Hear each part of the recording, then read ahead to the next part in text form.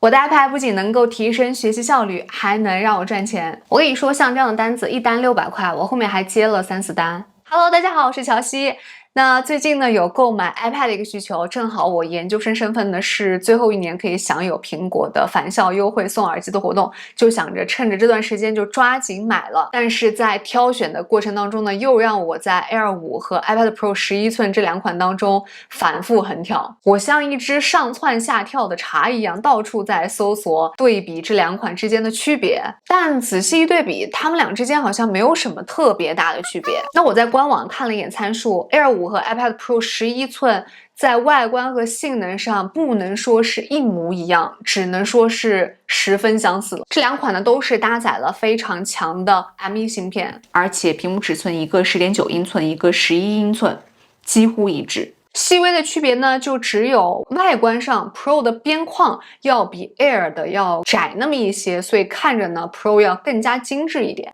屏幕上呢 Air 5的亮度最高支持500尼特 ，Pro 11寸呢是600尼特。高刷上的 Pro 呢是有120赫兹自适应高刷，那 Air 5呢是没有的。那关于高刷这部分呢，我会在后面赚钱的板块当中给大家详细的讲一讲。扬声器上 Air 5呢是双扬声器 ，Pro 是4扬声器。后置摄像头上 Air 5呢是单颗1200万像素的广角摄像头 ，Pro 在这个基础上呢还增加了一颗1000万像素的超广角摄像头和激光雷达扫描仪。那我试了一下这个功能哈，主要是应用在 AR 增强现实体验当中的，适合设计专业搞 3D 建模之类的。其实大部分学生党来说是根本用不到的。在解锁方面呢 ，Air 5呢是指纹解锁 ，Pro 呢是面部解锁，相对来说要更快一点。那总之呢，这2款呢就是这些零零散散，区别不是很大的一些区别。所以我跟你说哈，买 iPad Pro 11寸的都是些冤种，但是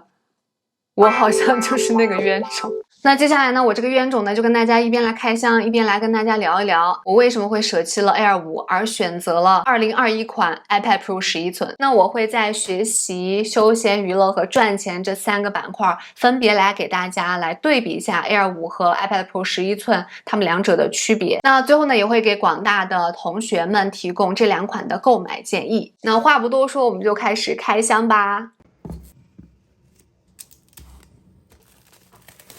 这次我买的是2021款 iPad Pro 128G 深空灰色，官网教育优惠价格呢是5799元。那送的耳机呢已经联系好朋友750元卖出，并且呢在第三方平台又花了808元购买了国行 iPad Pencil 笔2代。这次呢颜色我选的是深空灰色，因为我所有的电子产品都是银色的，也想换一种风格。实在太好了。那首先呢，就要给大家介绍一下 iPad 在学习场景当中的应用。首先呢，就是上网课开一些会议。我在留学的时候，如果遇到不重要的课或者是学生干部开的会，我都喜欢抱着我的 iPad 在床上躺着看。这2款呢都有1200万像素的超广角前置摄像头，有 Center Stage 的功能，可以让你在上网课的过程当中呢一直保持人物居中。第二呢，就是看书了。我喜欢把我的专业书都扔进 iPad 里，毕竟国外的书是真的贵。那看专业书的时候呢，就配上欧陆词典或者是自带的词典，就可以直接查词，非常的高效。另外一点呢，就是记笔记，我相信这是很多同学要买 iPad 的一个最主要的一个原因。我觉得无纸化学习真的是 YYDS， 就是你配上一根笔之后，可以把你的 iPad 分屏操作，一半拿来看网课，一半拿来记笔记。那对于考研的同学来说呢，也能让你刷题做题变得更加的高效。同时呢，你还可以制作自己的错题本，让你的学习效率一路攀升。还有一点呢，就是我非常推荐同学们用 iPad 去背单词，在单词软件里，你背完就可以直接手写输入，进行一个听写的大动作，这样可以加深你对单词的理解和记忆。如果你的笔记本呢也恰好是苹果的，你就可以打开随行功能， iPad 就可以变成你的第2个显示屏，让你做作业、看文献都变得更加的高效。最后一点呢，就是我觉得iPad 可以让你签字或者是签合同变得更加的方便。那我在读书的时候，在准备毕业论文前夕，我的导师呢就给我发很多的 ethic form 或者是反作弊的一些声明啊，需要我去填写，需要我去签字。然后像以前的思路的话呢，我就需要把它打印出来，然后签上字，然后再扫描，然后再传给老师。这样的操作步骤复杂，我就不多说了。主要在国外打印是真的贵，而且它不像国内遍地都是打字复印店，你可以很方便的去打印。那现在有 iPad 之后呢，你就可以把这个文件下载下来，然后签好自己的名字，然后导成 PDF 格式，直接传给老师，就更加的方便，更加的高效。那以上我说的 iPad 在学习场景当中的应用呢，基本上可以满足80%同学们的一个使用需求，所以买个价格便宜的 Air 5它不香吗？这两款在学习场景当中的使用真的没有任何区别，区别就在于不知道大家玩不玩游戏哈？那如果你开大型游戏的话，是需要高刷的。Pro 呢是有120赫兹的自适应高刷 ，Air 5呢是没有的。如果你在学习的基础上还喜欢玩游戏，甚至玩游戏的比重还要更大的同学们，就建议大家直接上 Pro。那都说 iPad 买前生产力，买后爱奇艺。那对于有些同学在课余时间之外呢，还比较喜欢刷刷剧、看看电影，或者是听听音乐的同学，那这些同学如果你对视听体验的要求也比较高的话呢，也建议你直接上 Pro。那 Pro 呢，它是4个扬声器，它带来的视听体验确实是比较立体一点。那其实对于很多在大学宿舍里面使用 iPad 的同学来说，怕吵到室友，基本上都会选择戴耳机，所以这个扬声器好不好也没有那么重要。那除了这些，还有哪些场景的人是需要升级上 Pro 呢？我有个朋友呢，他是最开始自学 Procreate， 然后去画一些非常可爱的卡通人物，然后把这些都发在自己的朋友圈里面。慢慢的呢，就有人来询单，他就靠着这个就在 iPad 上板绘，然后接点单，赚点零花钱。那现在呢，他的单子也越来越多，而且现在也在接一些插画类的活了。那我就有问他，你为什么不选 Air 系列？他告诉我 iPad Pro 有高刷，使用 Procreate 这个软件的使用感是非常好的。Air 呢是没有这个高刷的，这个体验感是完全不能比的，所以它只能选择 Pro。另外呢，还有一个呢就是图层的问题 ，Pro 系列呢是有8G 和16G 两个不同的运行内存的，那这两款运行内存所对应的图层数量也是不一样的。8G 的运行内存，它的图层数量是116个，16G 的运行内存呢是有211个。图层呢，对用 Procreate 进行板绘的人来说呢是非常重要的。那这些呢都是把 Pro 当做生产力或者是靠着这个吃饭的人，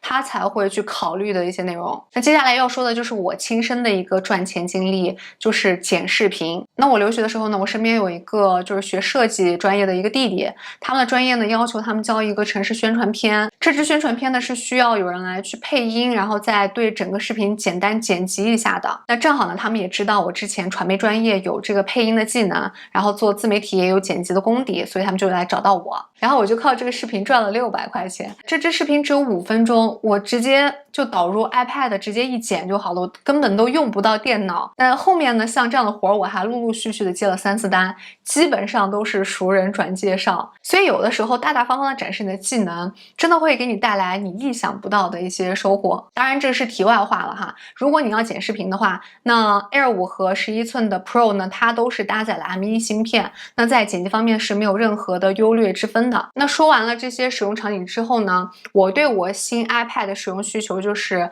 还是以学习为主，剪视频为辅。我不打游戏，我也不喜欢下载或者缓存一些电影。过段时间呢，还有自学 Procreate 的一个打算，因为我想给我的视频加一点我自己画出来的一些特效。所以综合考虑下来，我就买了11寸的 Pro。那最后呢，我们就从价格的角度一起来聊一聊这两款的购买建议。Air 5 64G 原价呢是4399元，教育优惠的价格呢是3999元，还送 AirPods。那把耳机卖了之后可以回血700块钱。那我们最终的价格是3299元。Air 5 256G 原价是5499元，教育优惠呢是5099元。那耳机卖了之后回血700之后呢，价格一共是4399元。那在这里呢，给大家的购买建议呢，就是如果你是以学习为主，不玩游戏，不下载电影，另外呢还想简单的剪辑一下视频，我觉得 Air 5的64G 就完全够了。我之前的这个本子 Air 3也是64G，我用了3年，现在还剩10个G。所以如果你的需求很简单，就是以学习为主，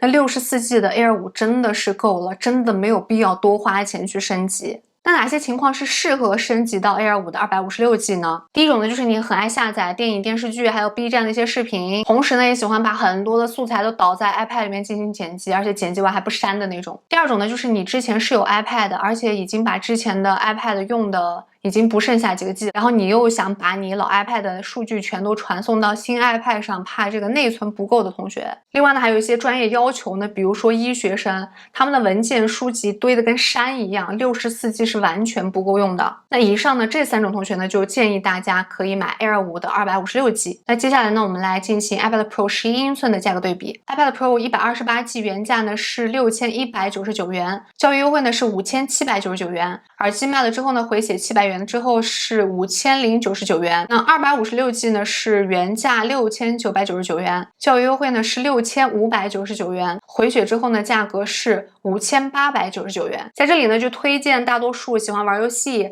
影音占比比较重的同学，或者想把 iPad Pro 当做生产力的同学，想自学画画呀、剪辑呀这样的同学们，我觉得 Pro 11英寸 128G 就非常足够了。就256G 我都是不建议的，因为在往上升级的同学对自己的需求是非常清楚、非常明确的。刚才呢我有讲到，就是对版绘要求更高的同学，他可能会选择更大容量或者更大尺寸的 iPad Pro。另外呢，还有一些音乐专业的同学，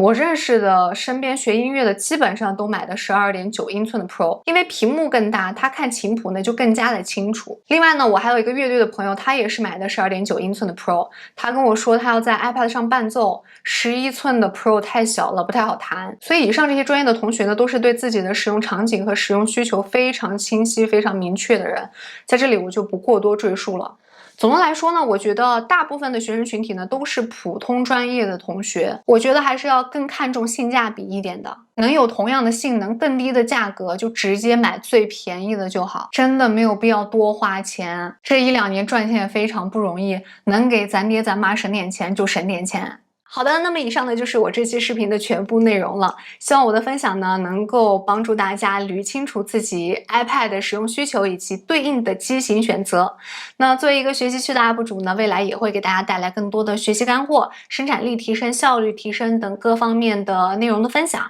也希望大家可以一键3连，多多关注，多多支持，谢谢大家，我是乔西，我们下期再见。